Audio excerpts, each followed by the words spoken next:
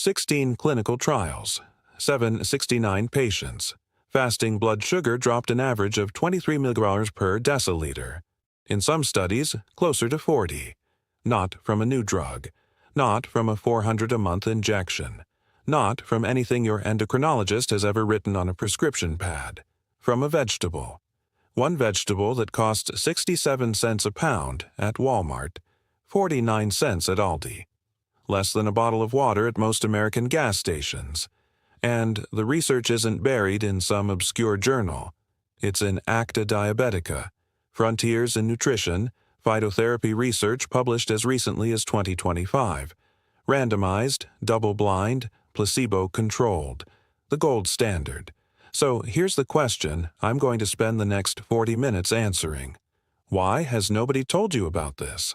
Your endocrinologist sees you every 3 months, adjusts your metformin, checks your A1C, knows insulin resistance is destroying your body from the inside out, and has never once said the word I'm about to say. The reason isn't complicated. There's no scientific debate, no legitimate excuse.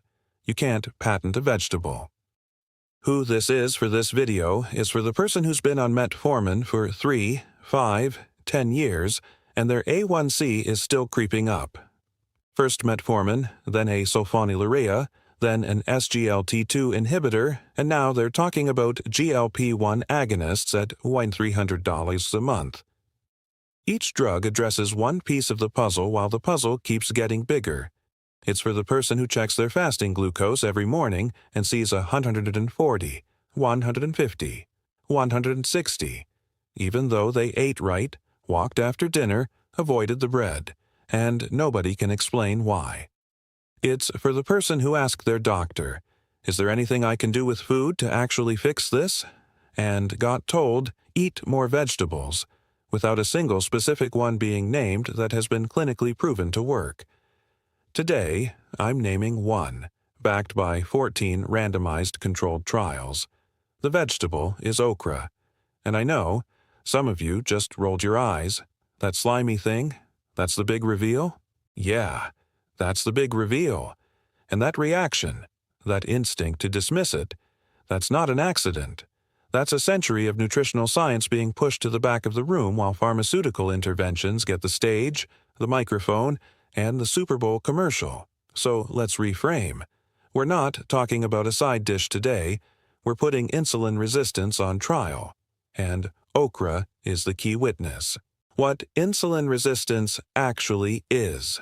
Before the evidence, you need to understand what we're actually treating, because most people, even most diabetics, only have a vague picture.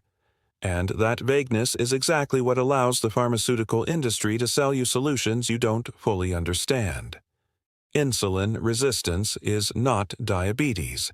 It's the condition that precedes diabetes, and it keeps driving damage even after diabetes is diagnosed and treated. Here's what happens. You eat. Carbohydrates become glucose. Glucose enters your bloodstream. Your pancreas releases insulin, a key that fits into a lock on the surface of your muscle, liver, and fat cells. When the key turns, the door opens, glucose enters, blood sugar drops. System works. Now imagine that lock starts corroding. The key still fits, but it has to turn harder. Your pancreas compensates by producing more insulin. For a while, it works. Blood sugar looks normal. Your doctor says you're fine. But behind the scenes, your pancreas is working 2x, 3x, eventually 5x harder just to keep the door open.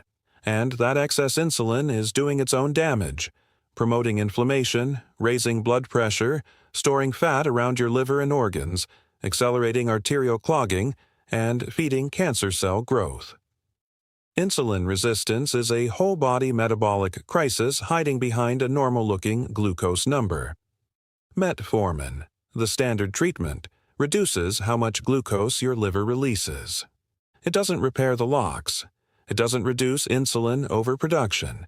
It manages one downstream consequence while the upstream machinery keeps breaking down. That's why okra's 4 mechanisms matter. The evidence. The largest and most recent meta-analysis was published in Experimental Physiology in 2025. 14 randomized controlled trials, 836 patients, statistically significant reductions in fasting blood sugar, postprandial glucose, hemoglobin A1C, HOMA-IR, the gold standard measurement of insulin resistance, and LDL cholesterol. The numbers. Fasting blood sugar dropped 23.166 mcDL on average.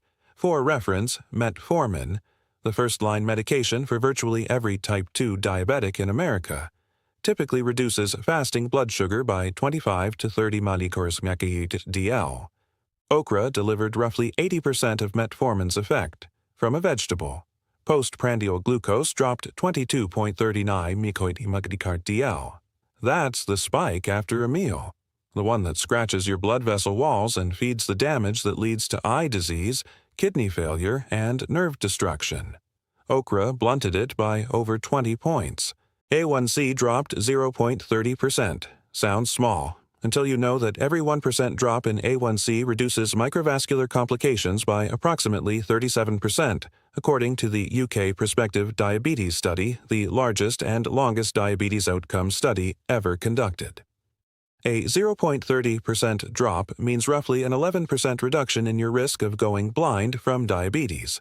From a food, a separate 2023 double-blind trial out of Iran, published in Acta Diabetica, tested 100 type 2 diabetic patients, randomized to either 3,000 mg of powdered okra daily or placebo. Both groups continued their standard medications. After 3 months, the okra group showed significant decreases in fasting blood sugar, A1C, total cholesterol, triglycerides, and C-reactive protein, a direct marker of systemic inflammation. The control group showed no meaningful change in any of those markers. That CRP drop matters. Elevated CRP means your body is locked in chronic low-grade inflammation, actively worsening insulin resistance, accelerating vascular damage, feeding the fire. Okra reduced it measurably, on top of medication already being taken. And across every single one of these trials, okra was reported as completely safe. No adverse effects on liver function, kidney function, or blood pressure. Compare that to the side effect profile of any diabetes medication you care to name. The 4 mechanisms. Mechanism 1. The glucose absorption brake. Okra is one of the most mucilaginous vegetables on the planet. That slime most people recoil from, that's the medicine. Okra's mucilage is composed primarily of a polysaccharide called rhamnogalacturonin, a sophisticated gel-forming matrix. When it reaches your small intestine, it forms a viscous gel layer along the intestinal wall, a physical barrier that slows the rate at which glucose crosses into your bloodstream. Think of your intestinal wall as a chain-link fence. Normally, glucose molecules walk right through in minutes. That's why blood sugar spikes so fast after a meal. Now imagine draping that fence with a thick, wet blanket. The molecules still get through, but slower in smaller batches. Instead of a spike that looks like a cliff, straight up, straight down, insulin scrambling to catch up, you get a gentle wave, a gradual rise, gradual fall.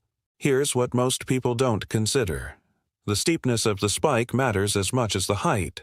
2 meals can produce the same peak glucose, say 180 mg/dL, but if one gets there in 20 minutes and the other takes 60, the metabolic damage is radically different. Okra doesn't just lower the peak, it spreads it out, turns a cliff into a slope, and that matters enormously for long-term vascular, nerve, and organ health.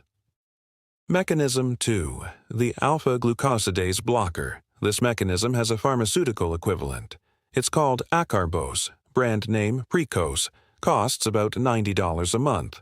Okra contains compounds, primarily isoquercetin and quercetin 3-gentiobioside, that inhibit alpha-glucosidase, the enzyme in your gut lining that breaks complex carbohydrates into simple sugars for absorption. Slow the enzyme, slow the sugar release, flatten the spike. Acarbose hits one compound targeting one enzyme and causes bloating, gas, and diarrhea in roughly 30% of patients. Okra activates the same pathway through multiple compounds working together. Clinical trials report 0 gastrointestinal side effects.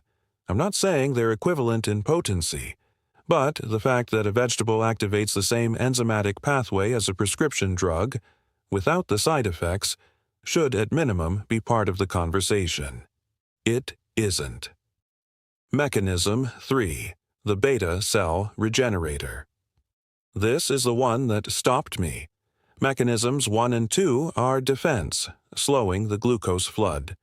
Mechanism 3 is about rebuilding the factory. Okra polysaccharides have been shown in both animal models and preliminary human data to stimulate regeneration of pancreatic beta cells, the cells that produce insulin, the ones type 2 diabetes slowly destroys over years and decades. The mechanism involves upregulation of PPAR-gamma, a transcription factor that simultaneously improves insulin sensitivity in peripheral tissues and supports beta cell repair in the pancreas. There's a drug that targets PPAR-gamma. It's called pioglitazone, brand name Actos, about $120 a month, with side effects including weight gain, fluid retention, increased fracture risk, and bladder cancer concerns serious enough that it was pulled from the market in France and Germany. Okra activates the same pathway, through food. Let those two sentences sit. This matters most for anyone over 60. Beta cell mass is declining naturally with age, and faster from decades of overwork driven by insulin resistance. Eventually, the cells burn out. When enough are gone, your pancreas can't produce enough insulin regardless of what you eat or inject. That's when doctors start talking about insulin therapy. That's when diabetes becomes permanent. What if you could slow that loss, support the regeneration of functional beta cell tissue? Okra's PPAR-gamma data suggests that may be possible. Not a miracle, not a cure, but a measurable, mechanistically understood support for the organ that's quietly failing, for 67 cents a pound. Mechanism 4. The antioxidant shield. Insulin resistance doesn't happen in a vacuum. It happens inside a storm of oxidative stress. Free radicals circulate through your bloodstream and damage everything they touch. The insulin receptors on your cell surfaces, the beta cells in your pancreas, and the blood vessel walls that carry glucose to your tissues. Oxidative stress doesn't cause insulin resistance by itself, but it accelerates it, amplifies it, makes every other problem measurably worse. Okra is rich in quercetin, polyphenols, vitamins A and C, and protocatechuic acid, specifically shown in diabetic tissue models to reduce inflammatory cytokines TNF-alpha and interleukin-6. These are the chemical messengers keeping your immune system locked in chronic low-grade inflammation, the kind you can't feel or see but can measure. The 2023 double-blind trial measured it. CRP was significantly lower in the Okra group after 12 weeks. The background fire accelerating your insulin resistance, Okra is dampening it. 4 mechanisms simultaneously. From one food: defense, enzymatic regulation, cellular repair, inflammation control. Show me a single diabetes drug that does all 4 at any price. Why your doctor never mentioned it. If the evidence is this strong, 14 trials across 3 continents, published mechanisms, reproducible results, why has no doctor ever said the word okra in the context of your blood sugar? The answer has 3 layers. Layer 1 is economic. There is no pharmaceutical company that can profit from okra. It grows in the ground. It can't be patented. No formulation to protect, no exclusive manufacturing rights, no sales force walking into endocrinology offices with samples and slide decks. The entire infrastructure of how medical information reaches your doctor is funded by companies that sell products. Okra is not a product. Layer 2 is educational. Your doctor was trained to manage insulin resistance with pharmaceutical interventions. That's not a criticism. It's a description of the curriculum. Nutritional science, when it's taught in medical school at all, typically occupies fewer than 25 hours across 4 years, and within those 25 hours the guidance is general. Eat more vegetables, reduce sugar, increase fiber. Good advice, but the nutritional equivalent of telling someone learning piano to practice more. There is no lecture on okra, no module on the PPAR gamma activation potential of dietary polysaccharides. That level of nutritional pharmacology exists in the research literature. It doesn't exist in the curriculum. And after medical school, continuing education is sponsored primarily by pharmaceutical companies. The conferences, the journals, the lunch and learns, all running on drug company money. It's not a conspiracy. It's architecture. The information pipeline is built to carry pharmaceutical knowledge, and anything that doesn't fit in that pipe doesn't flow. Layer 3 is cultural. There's an unconscious institutional bias that anything from the produce section can't possibly be as effective as something from a pharmacy. We've been trained to think of food as enjoyable, necessary, cultural, but not therapeutic, not clinically significant. That bias has cost millions of people the chance to add a 67-cent vegetable to their plate alongside their medication and see measurably better outcomes. The global diabetes drug market is worth $67 billion annually. The top-selling diabetes medication in America, semaglutide, costs approximately $1,349 a month out of pocket. A 3-month supply of okra powder capsules at the clinical trial dose costs about $30–60. The same 3 months of semaglutide, $4,047, both lower blood sugar. Both improve metabolic markers. One has a multi-billion-dollar marketing machine behind it. The other grows in a garden. I respect the science behind semaglutide.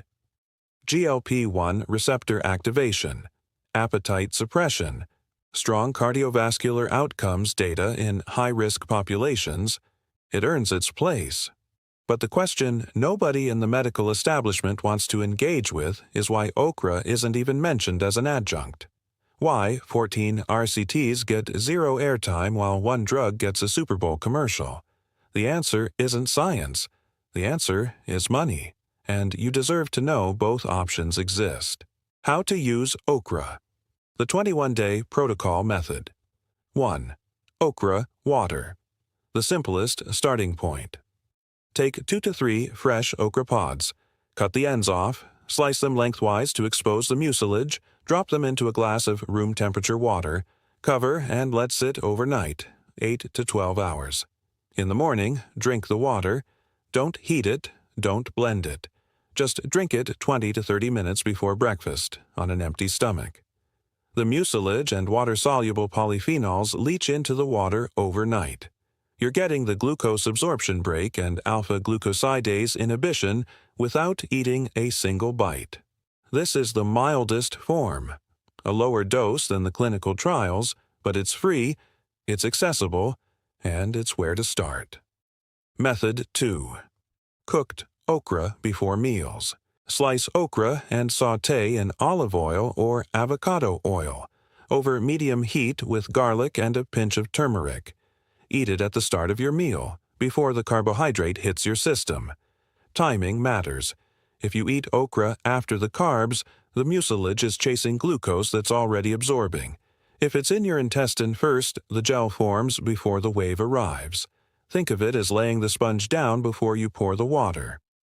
A reasonable serving is about 100 grosers, roughly 6 to 8 medium pods. One note, dry heat methods like roasting or high-heat sautéing reduce sliminess but also reduce mucilage content. You're trading palatability for potency. Boiled or steamed okra retains more of the active polysaccharides. If you want maximum blood sugar benefit, embrace the slime. Or use okra water in the morning for the polyphenols and cooked okra at dinner for the fiber. Double exposure, different mechanisms. The turmeric addition isn't random. Curcumin synergizes with quercetin. Add a pinch of black pepper. It increases curcumin absorption by 2,000%. That's not a typo. Method 3. Okra powder capsules.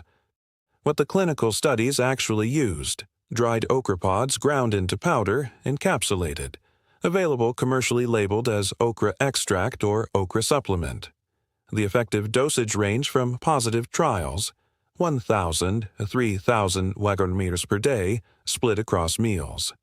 Verify the source, look for third-party testing, and avoid brands with excessive fillers. Cost: $12 to $20 for a 1-month supply. The 21-day tracking plan days 1 to 7. Okra water only. Each night before bed, prep 2 to 3 pods. Rinse, cut 1/4 inch off each end, slice lengthwise, drop into 8 oz of room temperature water, cover, and let sit overnight. Drink it in the morning 20-30 minutes before breakfast. Check your fasting glucose every morning, same time, same meter. Write it down.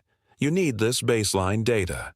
Some people see a difference in fasting glucose within 3 to 4 days. Others take the full week. Both are normal. The mucilage works in your gut immediately, but systemic insulin sensitivity changes take time to show up as a measurable number. Days 18-14. Okra water plus cooked okra at dinner. Keep the morning routine. Add 100 green of cooked okra to your dinner plate before the main carbohydrate source. During this week, also check your 2-hour postprandial glucose, blood sugar 2 hours after the first bite of dinner. Write it down alongside your fasting number. You're building a picture. Days 15-21. Full protocol. Add 1,000 mg of okra powder capsules with breakfast and 1,000 mg with dinner. This matches the lower range of the positive clinical trials. By day 21, you have 3 weeks of data. Fasting glucose, post-dinner glucose, trends. If fasting glucose has consistently dropped 10 plus mg/dl, that's a clinically meaningful response. If postprandial numbers are 15 to 20 points lower, your intestinal mucilage is working. Take those numbers to your next doctor's appointment. The conversation with your doctor. Some of you are already imagining how this goes. You walk in, say, "I've been eating okra," and your doctor looks at you like you're treating diabetes with crystals. Don't say that. Say this instead: "I've been reviewing recent meta-analyses on Abomascus esculentus and its effect on HOMA-IR and HbA1c in type 2 diabetics. There were 14 RCTs. I'd like to add it as a dietary adjunct and track my metabolic response over 90 days. That's a different conversation. That's a patient who did their homework. Most good doctors will respect it. Some will even be curious. If they dismiss 14 randomized controlled trials because the intervention is a vegetable and not a pill, that tells you something about their framework, not about the evidence. 3 warnings. Take these seriously. 1. Timing with metformin. Okra mucilage can slow metformin absorption if taken simultaneously. This doesn't reduce the total dose absorbed. It delays the peak. For most people, irrelevant. But if you're on a tightly timed insulin regimen, the mismatch could matter. Simple fix: take metformin 30 minutes before or 2 hours after your okra water. 2. Hypoglycemia risk with sulfonylureas. If you're on glipizide, glyburide, or similar medications that force insulin secretion, adding okra means you're lowering blood sugar from 2 directions simultaneously. That can drop your numbers lower than either one alone. This is not a reason to avoid okra. It's a reason to monitor closely during the first 2 weeks. If you see readings below 70 mg/dl, contact your prescribing physician. You may need a dose reduction. That's actually a good outcome. It means the intervention is working. 3. Okra is not a license to abandon glycemic discipline. Someone always hears "this reverses insulin resistance" and translates it to "I can eat whatever I want if I drink okra water." No, the clinical trials added okra on top of controlled diets and existing medications. They didn't replace anything. Portion-controlled meals, carbohydrate awareness, regular movement, those are still your foundation. Okra is the reinforcement, not the excuse. 14 randomized controlled trials. published in mainstream journals, accessible to every physician with a PubMed account. And the odds are that not one of your doctors has ever brought it up.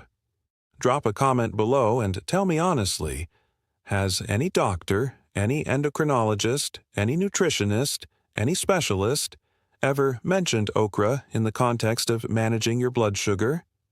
I already know what the comments are going to say, and I think a wall of no underneath this video will say more about the state of diabetes care in America than anything I've explained in the last 40 minutes. If this reached you and it meant something, send it to one person, someone managing blood sugar, someone frustrated, someone tired of adding medications without anyone explaining why the problem isn't getting better. The pharmaceutical industry has $67 billion a year to spread their message. We have a share button and the evidence. I'll take our odds.